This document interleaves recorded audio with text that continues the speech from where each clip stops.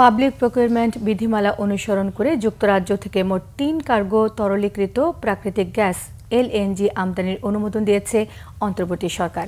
এতে মোট ব্যয় হবে ১,৪৪২ কোটি ৩ লাখ টাকা।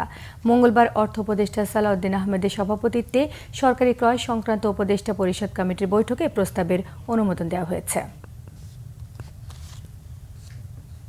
আমরা যেভাবে এলএনজি আনছি, সার আনছি, এটা কিন্তু আপনার প্রোডাকশন হ্যাম্পার আর এলএনজি আনাতে সুবিধা হয়েছে। আমাদের একটা প্রেশার ছিল 1 মাস 2 মাস পর পর এলএনজির প্রাইস বাড়ানো গেছে। এইটা কিন্তু এনার্জি মিনিস্ট্রি ক্যালকুলেট করে এভাবে আনছে, আমরা তো বাড়াইনি প্রাইস। এটা কিন্তু একটা ভালো দিক আর কি। ওইটাই মেইন ইম্প্যাক্টটা আমরা চাচ্ছি যে এলএনজি যাতে অ্যাটলিস্ট সরবরাহ বাড়ে আর আমাদের উপর প্রেশারটা না থাকে যে আমরা বাড়াই। এটা বাড়ালে তো কনজিউমাররা যারা ইন্ডাস্ট্রিতে আছে তারা কিন্তু পছন্দ করবে না। অথবা আমাদের দৃষ্টিটা ওইদিকে বেশি আর কি।